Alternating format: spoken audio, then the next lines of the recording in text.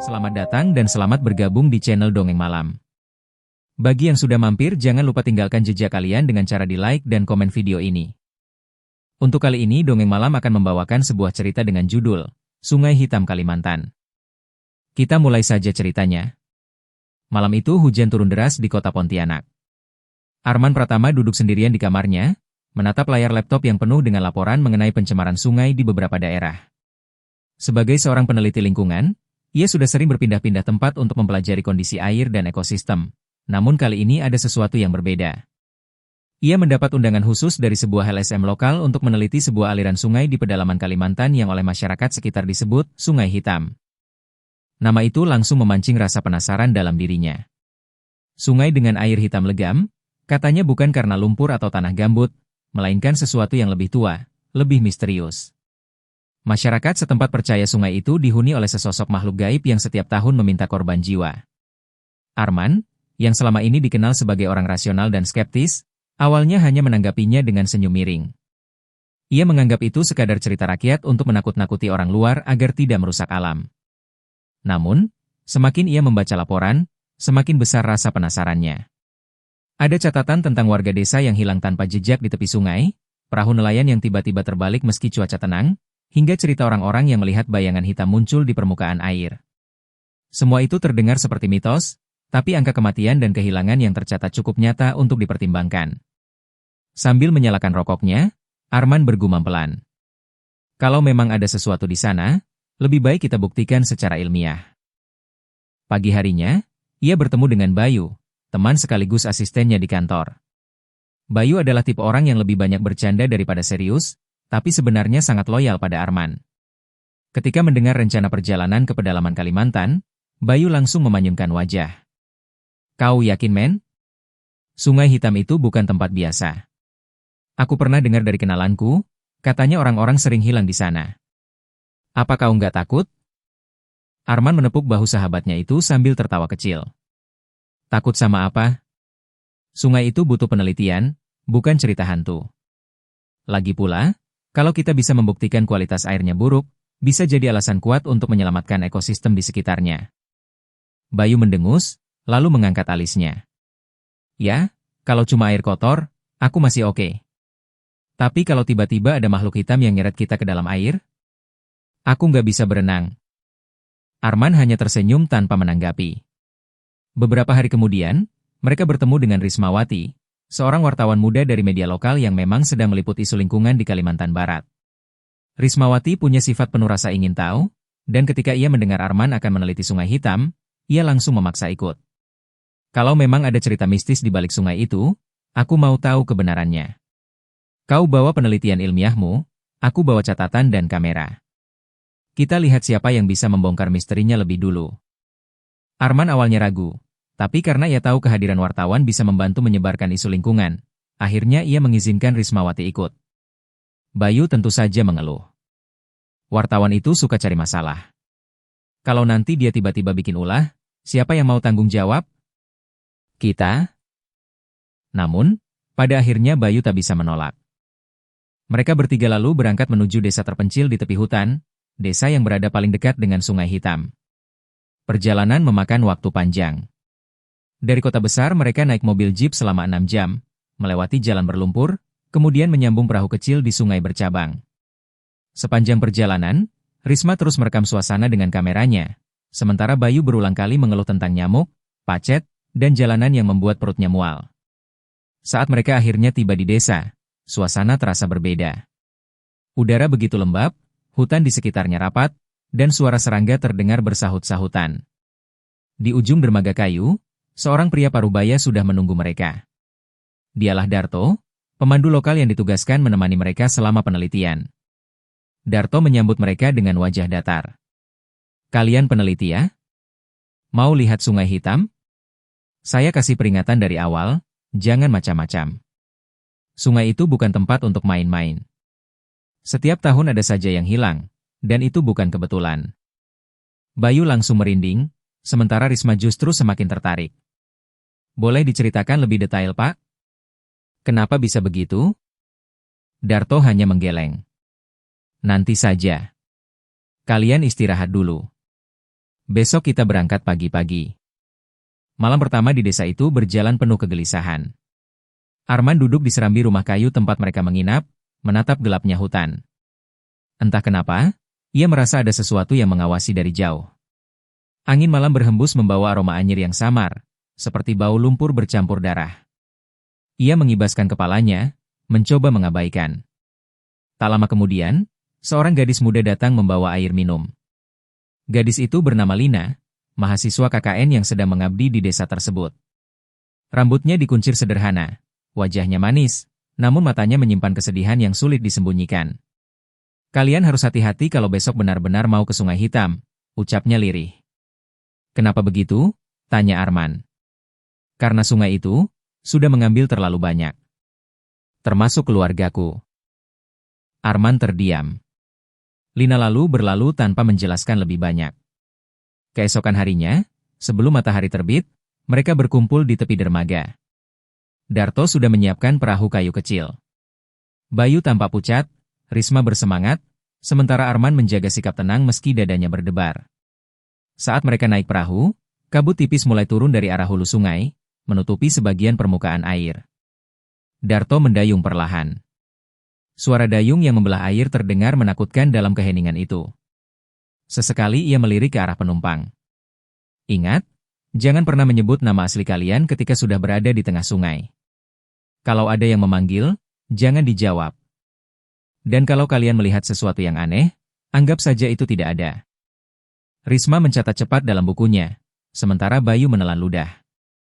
Pak, sebenarnya ada apa dengan sungai ini? Tanyanya gugup. Darto menatap lurus ke depan, lalu menjawab pelan. Di dasar Sungai Hitam, ada roh yang tidak pernah tenang. Setiap tahun, ia akan mencari pengganti, supaya ia bisa tetap tinggal di sana. Dan kalau kalian tidak hati-hati, kalian bisa jadi korbannya. Suasana perahu mendadak mencekam. Bahkan Arman yang biasanya tenang, kali ini merasakan hawa dingin yang menusuk tulang. Dan perjalanan ke Sungai Hitam pun benar-benar dimulai. Kabut semakin tebal saat perahu kecil itu menyusuri aliran Sungai Hitam. Air sungai terlihat pekat seperti tinta, permukaannya berkilat aneh memantulkan cahaya samar matahari yang baru terbit. Tidak ada suara burung, tidak ada riak ikan, seolah seluruh makhluk hidup di sekitar enggan mendekat ke aliran itu. Bayu duduk di ujung perahu, tangannya menggenggam erat sisi kayu, wajahnya pucat pasi. Aku tidak suka tempat ini, bisiknya pelan, tapi tetap terdengar jelas di antara keheningan. Diam, tegur Darto cepat. Jangan bicara sembarangan di sini. Sungai ini mendengar. Risma mengangkat alisnya, lalu mencatat di buku kecilnya. Sungai mendengar? Maksud Bapak, sungai ini hidup? Darto hanya menatapnya tajam, seolah berkata, jangan terlalu banyak bertanya. Arman, yang sejak tadi mengamati air dengan tatapan serius, justru merasa semakin tertantang. Baginya, warna air yang gelap bisa dijelaskan secara ilmiah. Bisa karena mineral, atau karena zat alami dari hutan. Namun, ada sesuatu yang ia rasakan di dadanya, sesuatu yang sulit ia sebut logis. Seolah ada getaran halus yang naik dari dasar sungai, menjalar ke tubuhnya. Setelah hampir 1 jam mendayung, perahu tiba di sebuah daratan kecil. Ada pondok kayu reot yang tampak sepi, mungkin bekas pos nelayan. Darto menambatkan perahu, lalu berkata, kita istirahat di sini. Sebelum melanjutkan, kalian perlu dengar sesuatu. Mereka bertiga duduk melingkar. Darto menyalakan rokok kretek, lalu mulai bercerita dengan nada berat. Bertahun-tahun lalu, Sungai Hitam adalah tempat mencari ikan bagi warga desa. Airnya memang pekat, tapi ikan melimpah. Sampai suatu hari, seorang pemuda hilang saat menyelam. Mayatnya tidak pernah ditemukan. Sejak saat itu, setiap tahun ada yang hilang, kadang 1 orang, kadang 2. Selalu di bulan yang sama. Orang-orang percaya, pemuda itu sebenarnya mati tenggelam, tapi rohnya tidak bisa kembali. Ia jadi penunggu, dan setiap tahun ia menagih korban untuk menggantikan tempatnya. Bayu langsung merinding. Jadi, kita sekarang datang pas masa itu? Darto mengangguk pelan. Betul. Itu sebabnya aku sudah peringatkan, jangan macam-macam. Risma, meski bulu kuduknya berdiri, tetap berusaha skeptis. Kalau begitu kenapa masih ada orang yang berani datang ke sini? Karena orang tamak tidak pernah takut pada kutukan, jawab Darto pendek. Banyak yang tetap memaksa mencari ikan atau mengambil kayu di sekitar sungai. Dan biasanya, mereka yang tamak itulah yang pertama diambil. Arman terdiam cukup lama. Kata-kata Darto membuatnya teringat pada dirinya sendiri. Apakah ia juga bisa dianggap tamak? Ia memang datang untuk penelitian, tapi dalam hatinya ia tahu ada ambisi pribadi, mencari nama besar lewat penelitian ini. Malam itu mereka bermalam di pondok kayu. Angin berdesir kencang, kabut tidak hilang meski bulan sudah tinggi. Arman duduk menatap permukaan sungai yang menghitam. Bayu sudah tidur gelisah, Risma masih menulis catatan dengan lampu senter, sementara Darto menyalakan kemenyan kecil di sudut pondok. Tiba-tiba terdengar suara, seperti ada sesuatu jatuh ke air. Arman spontan menoleh. Permukaan sungai beriap pelan, tapi tidak ada apapun. Ia memicingkan mata, dan saat itulah ia melihatnya. Sesosok bayangan gelap berdiri di atas air, samar seperti kabut yang menebal. Tubuhnya seperti manusia, tapi lebih tinggi, lebih kurus, dan matanya merah menyala menatap langsung ke arahnya. Arman tertegun, tidak bisa bergerak. Nafasnya tercekat. Namun hanya dalam sekejap, sosok itu menghilang, seolah larut dalam riak air. Men, kau lihat sesuatu? Suara Risma pelan, rupanya ia juga menoleh ke arah yang sama. Arman tidak langsung menjawab. Ia hanya mengangguk perlahan, dan untuk pertama kalinya, ia mulai percaya bahwa Sungai Hitam bukan sekadar mitos. Keesokan harinya, mereka melanjutkan perjalanan lebih dalam ke hulu sungai.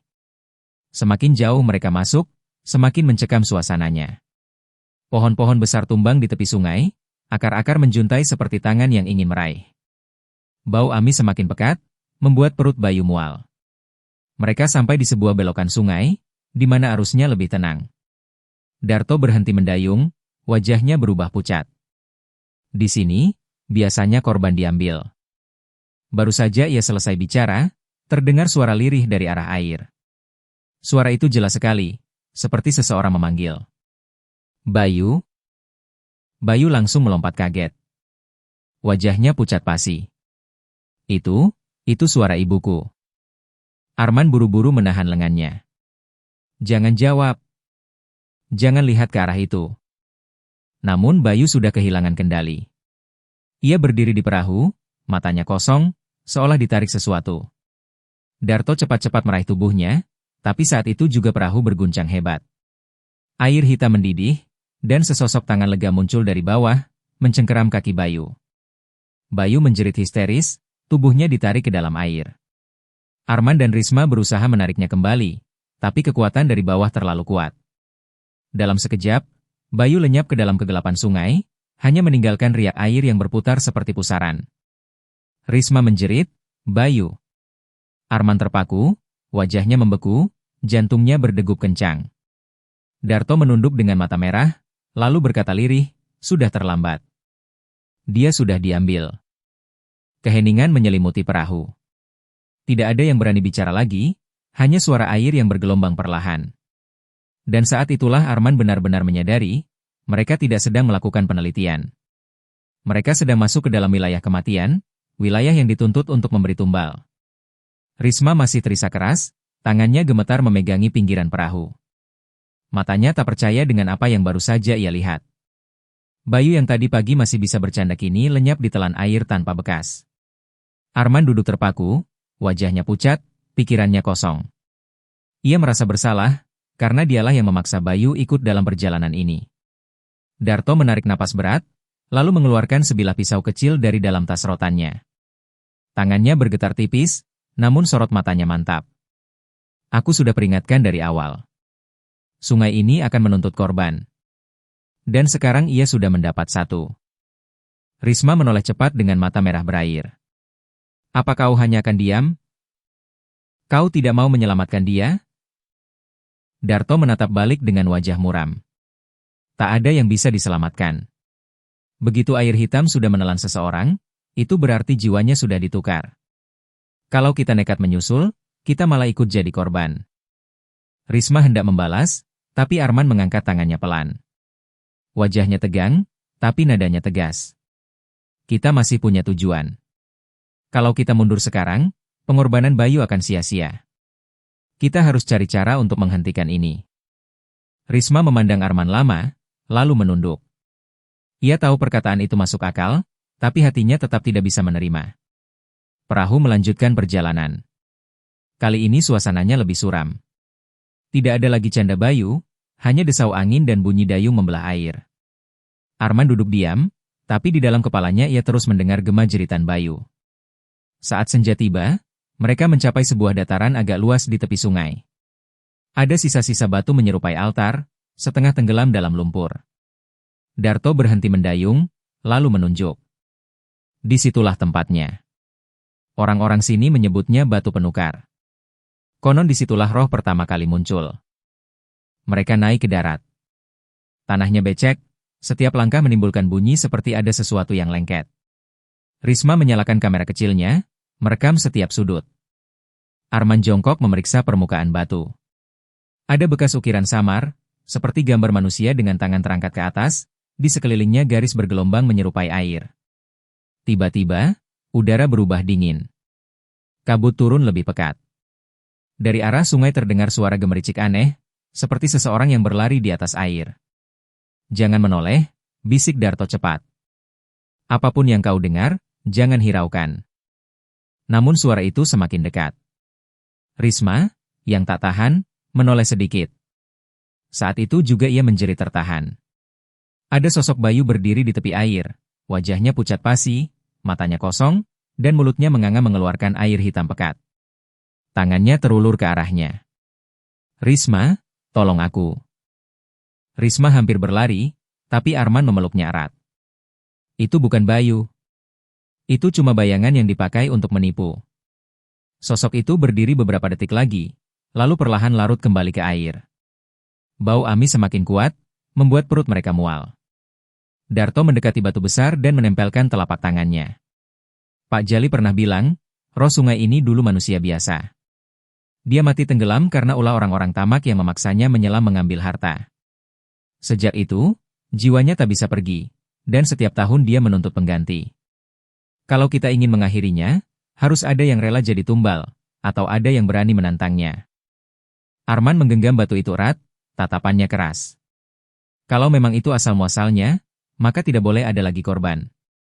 Aku datang ke sini bukan untuk menyerah pada mitos, tapi untuk menghentikannya. Risma menatapnya khawatir. Arman, kau sendiri dengarkan? Ini bukan sekadar mitos. Ini nyata. Kalau kau nekat, kau bisa mati. Kalau tidak ada yang berani melawan, setiap tahun orang akan tetap mati, balas Arman mantap. Malam itu mereka bermalam di dekat batu penukar.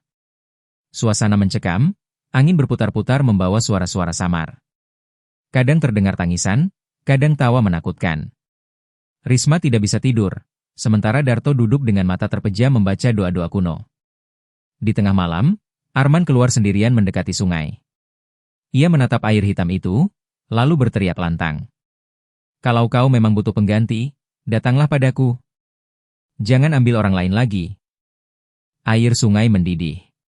Dari tengah arus muncul pusaran besar, dan perlahan sesosok tubuh hitam bangkit. Tubuhnya kurus panjang, kulitnya seperti lumpur, matanya merah menyala. Suara bergema keluar dari mulutnya, berat dan serak. Kau berani menantangku, manusia? Arman menggertakkan giginya. Aku tidak takut. Aku ingin mengakhiri kutukanmu. Sosok itu tertawa menggelegar, lalu menyemburkan air hitam ke arah Arman. Tubuh Arman terlempar ke belakang, hampir tercebur, namun ia cepat bangkit. Risma berlari keluar pondok, menjerit melihat pemandangan itu. Pertarungan dimulai. Arman berusaha melawan dengan apa adanya, melempar batu, menebas dengan kayu, tapi semua itu menembus tubuh hitam itu tanpa bekas. Darto ikut membantu, membaca mantra-mantra dengan suara keras. Sosok itu mengaum, lalu tangan panjangnya meraih Risma. Arman melompat menghalangi, dan dalam detik itu ia merasakan tubuhnya ditarik ke dalam air. Ia berjuang sekuat tenaga, tapi arus sungai seperti memiliki niat sendiri. Bayangan-bayangan wajah korban sebelumnya bermunculan di dalam air, termasuk wajah Bayu yang menatapnya sedih. Namun di saat itulah Arman mengingat kata-kata Darto, roh itu lahir karena ketamakan. Dengan sisa tenaganya, ia berteriak di dalam air, menolak ketakutan dalam dirinya. Aku tidak tamak. Aku tidak akan menggantikanmu. Pergilah. Tiba-tiba tubuh hitam itu bergetar, seolah tersiksa. Arman mendorong sekuat tenaga, dan cahaya samar muncul dari dalam air, menembus kegelapan. Suara-suara jeritan menggema, lalu hening. Arman tersadar, ia sudah terbaring di tepi sungai, tubuhnya basah kuyup. Risma menangis memeluknya, sementara Darto menatap air dengan wajah terkejut. Sungai yang tadinya hitam pekat perlahan berubah lebih jernih. Kabut yang menutupi permukaan mulai menipis. Suara serangga kembali terdengar, seolah kehidupan kembali. Sudah berakhir? Tanya Risma dengan suara gemetar. Darto mengangguk pelan. Kutukan itu, akhirnya patah. Dia sudah dilepaskan. Namun, meski mereka selamat, tidak ada yang bisa mengembalikan Bayu dan korban-korban sebelumnya. Sungai itu kini bebas, tapi meninggalkan luka yang tidak akan pernah sembuh bagi mereka yang kehilangan. Arman menatap air yang tenang, lalu berbisik lirih. Semoga kalian tenang di sana. Dan dengan itu, perjalanan di Sungai Hitam berakhir. Terima kasih sudah mengikuti cerita sampai akhir. Untuk cerita dengan judul Sungai Hitam Kalimantan berakhir di sini. Akan banyak lagi cerita-cerita menarik yang akan dibawakan Dongeng Malam. Jadi silahkan di-subscribe channel ini agar tidak tertinggal cerita-cerita menarik dari video berikutnya. Dan jika kalian suka dengan cerita-cerita seperti ini, silahkan di-share video ini agar channel ini bisa lebih berkembang lagi.